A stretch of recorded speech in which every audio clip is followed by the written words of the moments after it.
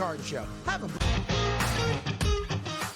Nobody bats 300 anymore because the value of hitting a fly ball, which could eventually become a home run, is so much more valuable. It's when the shift in the NBA went from 2-pointers to 3-pointers. Well, if I can make 40% of my threes, I'm just going to jack threes all over the place. There's more value in that. Well, there's more value in just like ripping driver most of the time. The Smiley Show, only on SportsGrid. Ole Miss got left at the altar, and Ole Miss decided, I'm either going to let her continue to embarrass me, or I'm going to have some self-respect and kick her ass out the door and lock it behind her and not let her back in. And that, for me, is the right thing to do. Lane Kiffin had the right to leave. Yep. He chose to leave. I wish you the best of luck. Not really. The Craig Carton Show, only on SportsGrid. Take a look at it and say, all right, well, can they do this? But the one thing I know, every year I love the SEC championship game. Like this year, we're going to get a pretty good treat in the Big Ten because you have Indiana and Ohio State. But every single year, it's never like I don't have to watch that. Because the reason I bring that up is there's a game that's going to be on 8 o'clock that probably should just be played at midnight or 1 a.m. The ACC championship game. Like, things are not the same. The Early Line, only on SportsGrid. It's stunning to think that, right? And I had the over on the win total, or going into the year with the Patriots, was 8.5. I thought they could win 10 games. They've already won 10 games. And that is a stunning turnaround, to go from worst to first here. And they're not the only team that could do it. The Jaguars could do it too. They are right on that precipice here if they handle their business against the Titans the next couple weeks and, at least split between the Indianapolis Colts those two games. Fantasy Sports Today, only on SportsGrid. Controversy with the college football playoff, plus snowboarder Scotty James joins us. FOS Today starts now.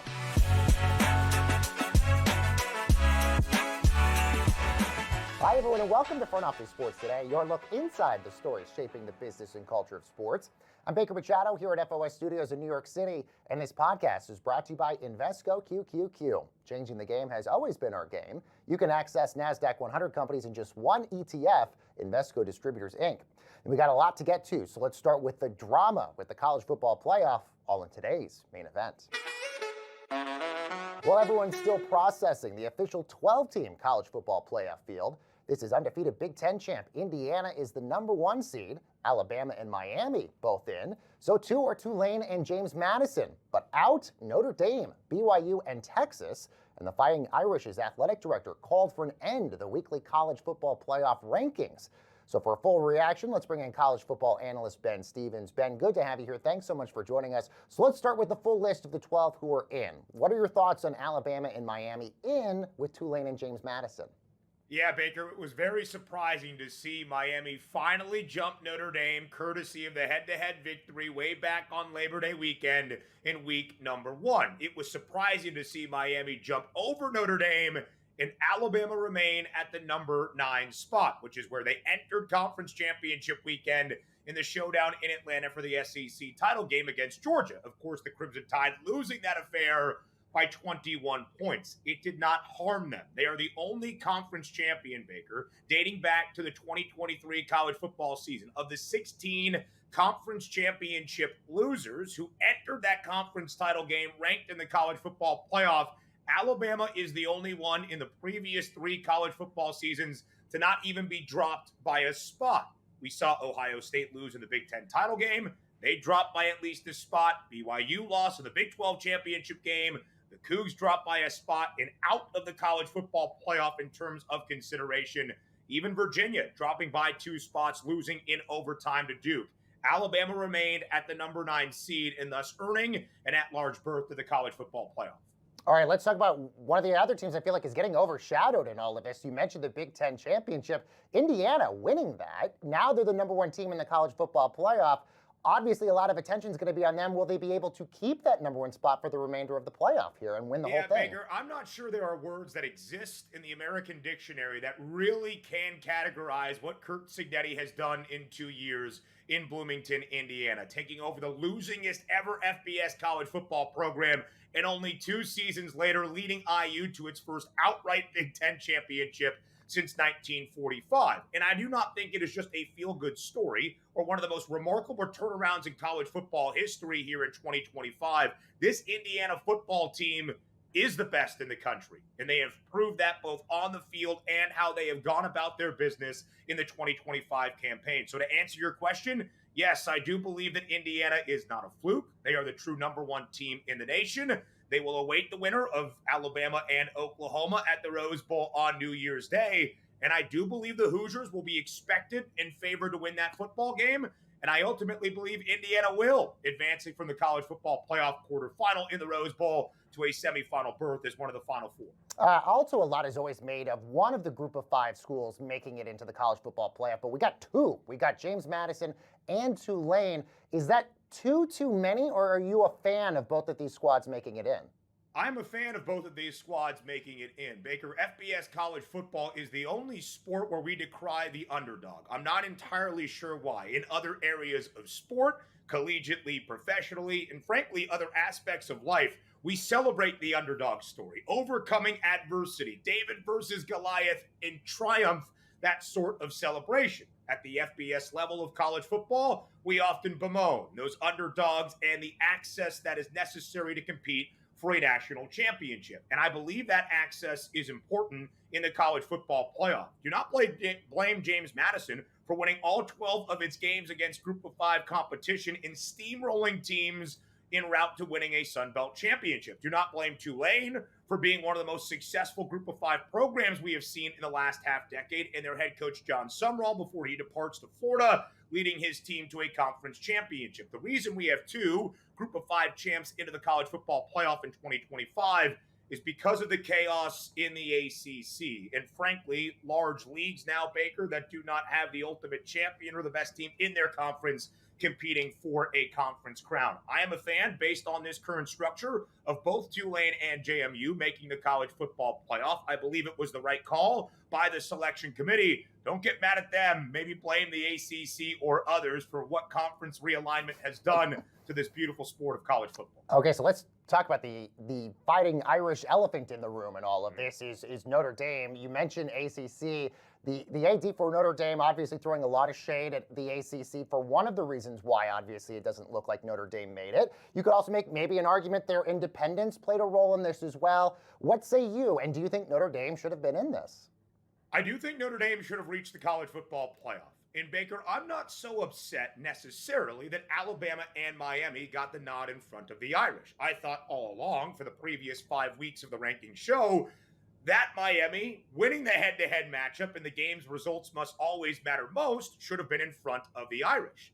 The committee did not see it as such until the final reveal of the 12-team bracket when both teams sat idle. I think if you would have released those final rankings in the 12-team college football playoff field at the end and not completely contradicted everything you had done for the previous month plus, then there would not be the outcry. So I'm not so mad at the ultimate determination. I'm mad at the process. And Notre Dame should be as well, because for the last 4 weeks, they felt firmly in and in front of Miami to reach the college football playoff. So I completely agree with the outrage for the Irish on missing the 2025 CFP. I do not necessarily believe, though, Baker, this strictly has to do with Notre Dame's independence and its inability or willingness to play in a conference and compete for a conference championship. Well, what about them deciding not to go to a bowl game afterwards? I mean, it's so interesting to think that they probably woke up on Sunday thinking they'd be playing in the college football playoff tournament, and now they're not even in a bowl game. So a lot of people are obviously criticizing them, saying this is a I'm taking my ball and I'm going home sort of moment with them. Do you feel like that criticism is fair here? I absolutely do believe that it is fair. I believe that bowl games, Baker, although the significance of them in the last 5 to 10 years, and certainly now in the 12-team era of the college football playoff, have been diminished, I still believe bowl games, for the premier brands in college football or others, is a chance to celebrate success, to make one lasting statement, and in terms of the just actual football logistics, you get 15 extra practices to prepare for your bowl game.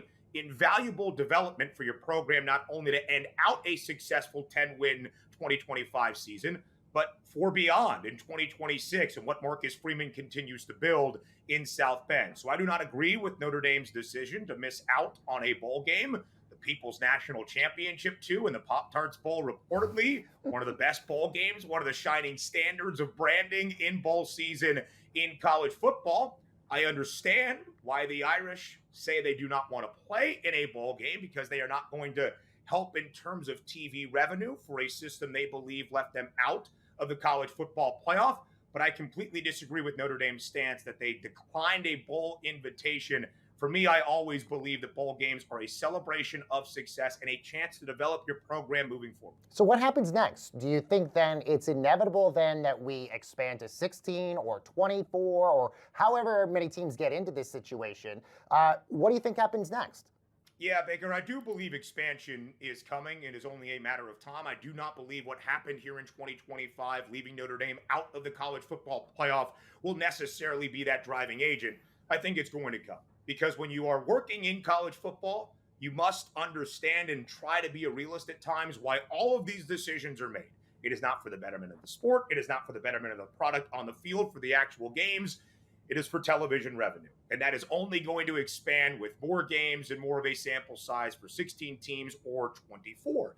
And in terms of the weekly ranking show, ESPN and Disney have a big tie in terms of those weekly rankings, needing that show out there in their contract with the college football playoff. Could there be other ways of a weekly ranking? Could the committee be less involved in using something like a BCS model, a computer formula back in the day, now with the expanded access of 12 teams, maybe 16 in the future? Perhaps. I do believe college football playoff expansion is on the way, and I think that was going to happen one way or the other, regardless of who made the 12-team field here in 2025. Ben Stevens, college football analyst. Ben, thank you so much for joining us. And we got a lot more Front Office Sports Today headed your way right after this.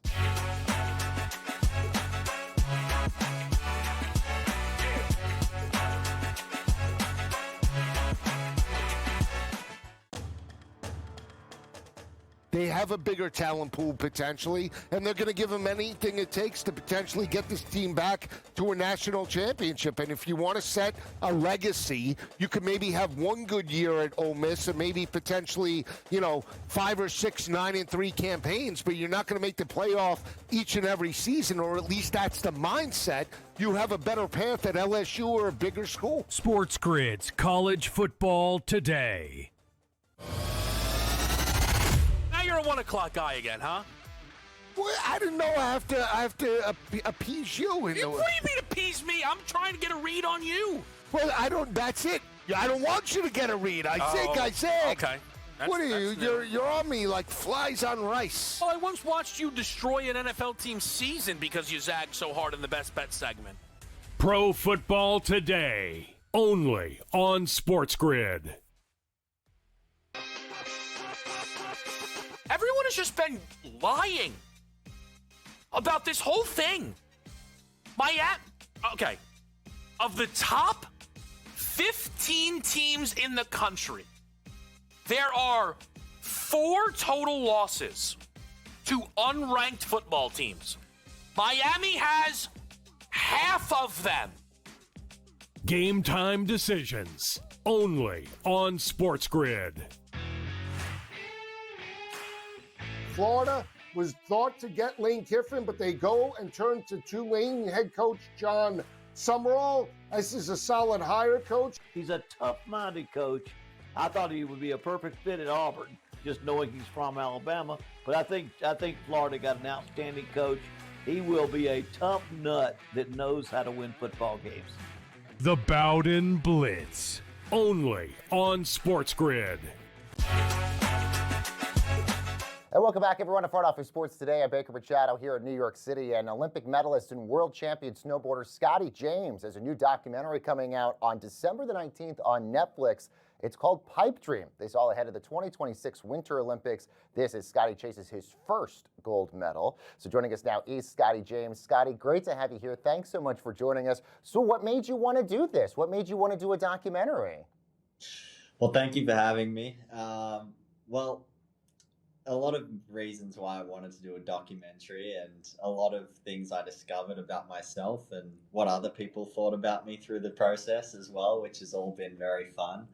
But, I think it was an amazing opportunity. It's been a really wild ride to date from when I was a kid to now. And Had some really amazing milestones. And to be honest, I've never ever told my story in depth. And we have so much amazing archive footage. And I think we were able to really bring together a cool story about a kid from Australia who's, I guess, had to go through some challenging moments and was a snowboarder, which was, who would have thought?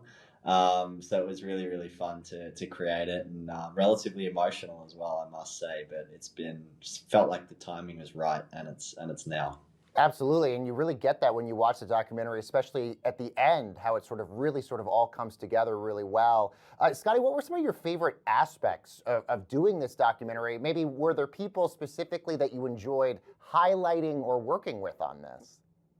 Yeah, I mean, working with an amazing group, amazing team, Pat Diamond and his crew, and myself and my brothers and our team. I mean, we had such an amazing group of people to tell a great story, and everyone really was super helpful in the process. And I think we maximized, the archive footage that we had to its full degree, which was really rewarding because we've been collecting it for so long, and then to obviously be on a platform like Netflix is going to be unbelievable, and a place where I'm really proud that the story is going to be told.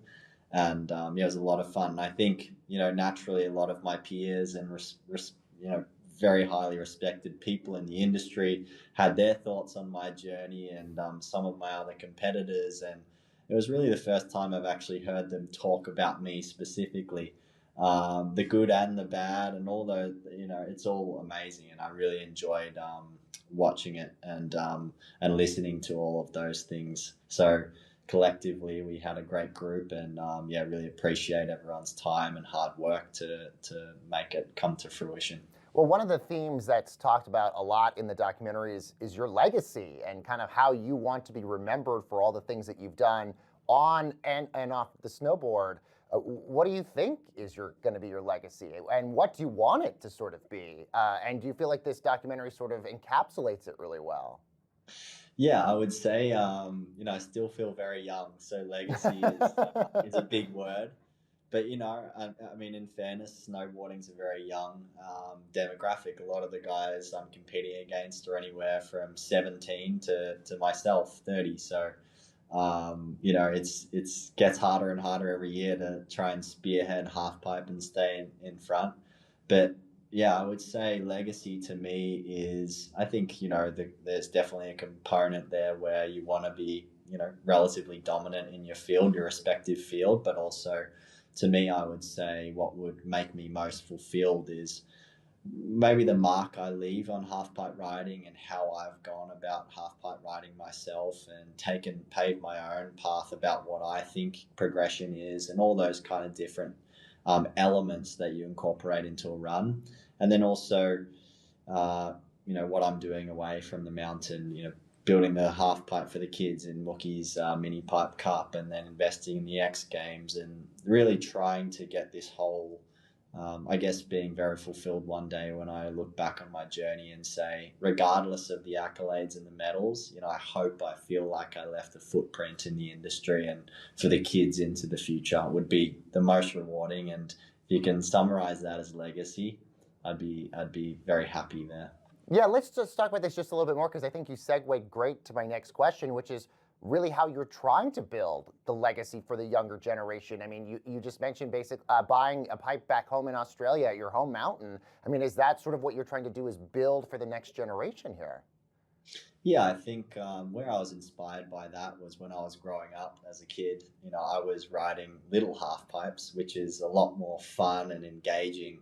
And to be fair, a little bit less risky than the 22-foot half pipes that we ride now. And it's such a great first step into riding transition, riding half pipe, that I was inspired to buy this mini pipe cutter and donate it to my local mountain in Australia and Threadbow, and start to give kids this avenue of, hey, if this is something you want to, pursue in the career, this is where you start. You want to have fun here. You're going to have fun with your friends and your coaches and your family and whoever else. And that's how I started, rather than stepping straight into a 22-foot, which is incredibly daunting even for myself, and I've spent my whole life. I think that the most important step for anything in life when you want to pursue it in the long term is to have passion and love it and have a lot of fun. So I think that was my intent when I wanted to buy this little cutter and give it to the kids in Australia to ride. And I hope that we have a lot more to come in that space in the future.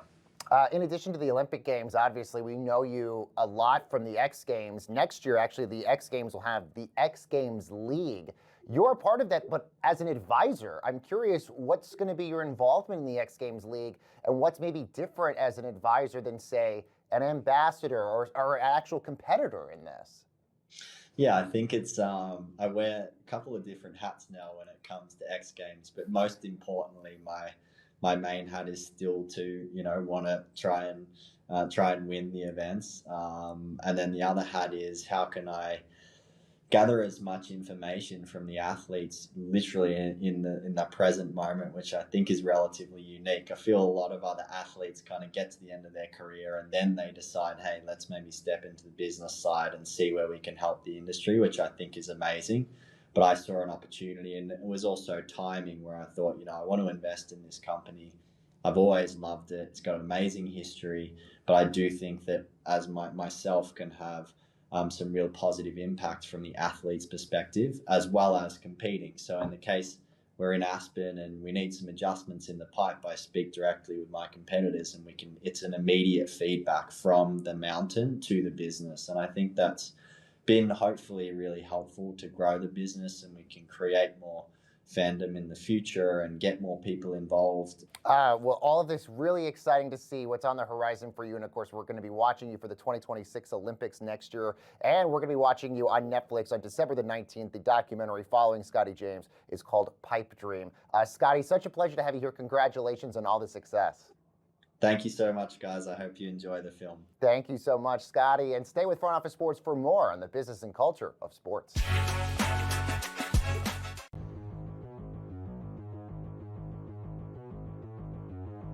Let's play our game of buy or sell. Let's get to the quarterbacks for next year. Mac Jones will be an NFL starter to begin next season. He's looked great. Brock Purdy has not. Buy or sell? You look through the NFL here. Miami, Jets, Cleveland, Raiders. I'm just going Arizona, by division. Minnesota. Arizona, definitely. Minnesota, definitely. New Raiders. I mentioned the Raiders. Can you just say bye and move on, please, to the next question? Because you know it's a bye. Yeah. Okay. It's a bye. It is a bye. He's right. He'll definitely be starting for somebody there, right? He has had a nice season. He'll start for somebody. Jets. Bye. Gardner Minshew was a starter in the NFL year after year for the next guy in waiting. I mean, this keeps happening. You think that Mac Jones is not going to be a bye? All right. Daniel Jones will finish the season as a better fantasy quarterback than Justin Herbert of the Chargers. Both players, George, have slipped quite a bit in November here. Broken fibula. No, he's not going to finish better than Justin Herbert. I don't know if he's going to finish the season. You got to think if they were playing better, maybe he was sitting out a week or two. But they've been struggling, trying to win that division. Big games now against Houston, that they're sort of pushing him in there. No. I know the offensive line for the Chargers is horrific. I get it. But no, I'll say Justin plays a little bit better. I'm buying it. I don't like what I see with the Chargers at all. Can't run, can't throw, can't play defense. Feels like Harbaugh's getting a little desperate. Broken fibula. It's not a tibula. It's a fibula. It's okay. It's okay. Oh, fine. I don't know that to be true. Okay. It just sounded good. Fantasy Sports Today.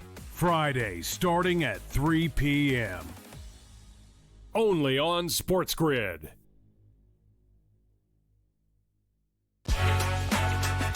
Welcome back, everyone, to Front Office Sports Today. I'm Baker Machado, and this podcast is brought to you by Invesco QQQ. In football, changing the game begins with rethinking it, like rethinking how players work on their game. And with wearable technology, advanced analytics, AI, and more, that same innovative thinking that changes the game could also change your portfolio. And Invesco QQQ gives you access to the innovators who are rethinking the world, so let's rethink possibility. Well, we're accustomed to players who are dropping out of bowl games, all usually to prepare for the NFL, but rarely do we see teams saying no thanks. In addition to Notre Dame, Iowa State, and Kansas State both removed themselves from bowl games, all due to coaching turnover, which prompted a $500,000 fine from the Big 12. Now, together, the three schools' opt-outs left organizers short of enough 6-win teams to fill 41 bowls, which has now opened the door for teams with 5-7 records now to go bowling. So let's bring in FOS editor-in-chief Dan Roberts for more. Dan, what do you make of all this? Does this sort of sully bowl season here? Well, first of all, as you say, in the past, players opting out of bowl games was nothing new, although I always found that disappointing. And I know the argument was, well, if they're headed to the NFL, they could risk injury. Now you're seeing some arguments in favor of schools skipping because it's an all-year thing. In other words, they're on to the next season. You got to start with recruitment. You got to start with preparation and mapping things out. So if you're not going to be in the playoff, then we got to start planning for next year. That's sort of the defense that Notre Dame would make. Of course, we know that separately, Notre Dame AD Pete Bevacqua has also been making the media rounds today, and he's been complaining about the ACC.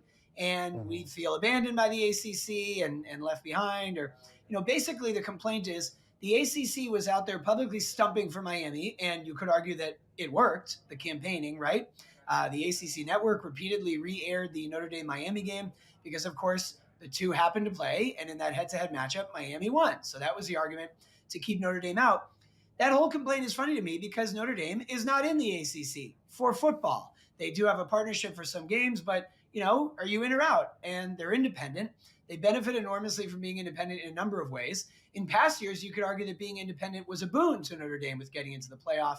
So now to complain that the ACC sort of chose Miami over us, they're just looking for a scapegoat. I mean, don't lose to Miami, the team that you ended up getting compared to head-to-head, because the ACC wasn't good enough this year. So yes, there was some bad luck. Really, it was the ACC, by the way, that caused all of this year. The problem with it coming down to Notre Dame versus Miami, because the best ACC school didn't even make it to the ACC championship game, and you had a 5-way tie. So that was crazy. They all kind of beat up on each other all season. But look, to go back to the bowl games, I think Notre Dame looks kind of petty. K-State and Iowa State have an argument based on coaching and about needing to prepare for the next year. Now, the Big 12 fined them each $500,000, which, by the way, a significant fine. I think that really sends a message that we want you playing in these games. There's no one to fine Notre Dame because they're independent and they're not in a football conference. And there was a fourth school, Baylor, that has declined, but their situation is different. They were only invited late to be in one because of those other schools dropping out. So they were allowed to decline and aren't going to be fined for that. But I think what you're seeing is that some schools say, even though, it's arguably exciting, it's just an exhibition game. There's no stakes. So why would we risk injury, have to basically extend our season by a month? We're talking about, in some cases, basically a month of preparation for the bowl game if it's just an exhibition. But I do think as a fan, it's disappointing. Dan, also much has been made about the weekly show of the college football playoff rankings that airs on ESPN. You have even ESPN talent like Nick Saban and Kirk Herbstreit saying maybe it's not a good idea to keep this show going, to the Notre Dame athletic director's quote, that it sort of gave them this false idea that they were going to be making the playoff when they didn't. But it seems like because ESPN owns the rights to this, it looks like it's going to be kind of complicated to get rid of this thing. Yeah, I do hear Notre Dame on that criticism, by the way. The big sticking point here when the final bracket was about to come out yesterday was, well, why would they now flip Miami and Notre Dame when they had Notre Dame ranked higher last week and then neither team played this weekend? Arguably nothing changed.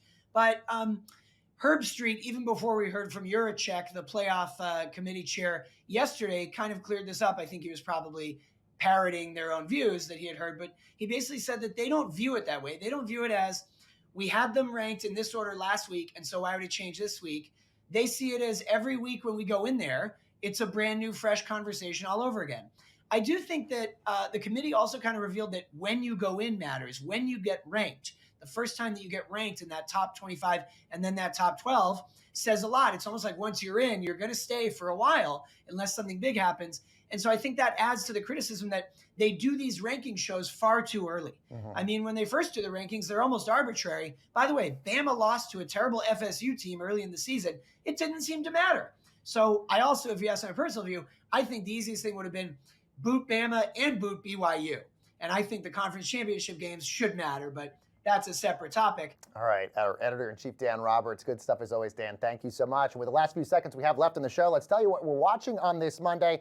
NBA game tonight on Peacock. We have the Suns and the Timberwolves. That's at 7:30 p.m. Eastern Time. Meanwhile, in the NHL, the Lightning and the Maple Leafs. That is at 7:30 on the NHL Network. And then the big Monday Night Football game, Eagles at Chargers. That is at 8:15 Eastern Time on ABC and ESPN. And that's going to do it for this edition of the show. We'll be back with you tomorrow for way more fun. See you then.